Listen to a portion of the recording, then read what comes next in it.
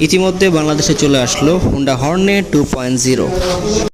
বাইকটি খুব আপডেট করা হয়েছে।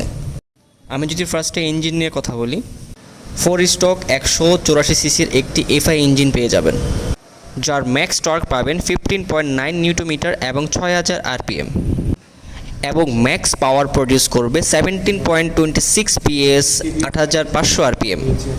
তাহলে বুঝতেই পারছেন ইঞ্জিন কতটা আপডেট করা হয়েছে। ডিজাইনের দিক থেকে অনেক কিছু চেঞ্জ হয়েছে। আগের তুলনায় মিটারটা খুব আপডেট হয়েছে, যেখানে কিনা গিয়ার ইন্ডিকেটর থেকে শুরু করে আরও বিশেষ নতুনত্ব ছোঁয়া নিয়ে এসেছে। মাস্কুলার ফুয়েল ট্যাঙ্ক এবং সাথে অ্যারোডাইনামিক শেপ দিয়েছে, যেটা কিনা দূর থেকে বোঝা যায় একটি নেকেড স্পোর্টস বাইক এটি। এই বাইকটিতে হেডলাইট এলইডি ব্যবহার করা হয়েছে, ব্রেক লাইট এলইডি সহ এবং ইন্ডিকেটর লাইটগুলো এলইডি ব্যবহার করা হয়েছে। একটি প্রিমিয়াম শর্ট স্পোর্টি মাফলার ব্যবহার করা হয়েছে।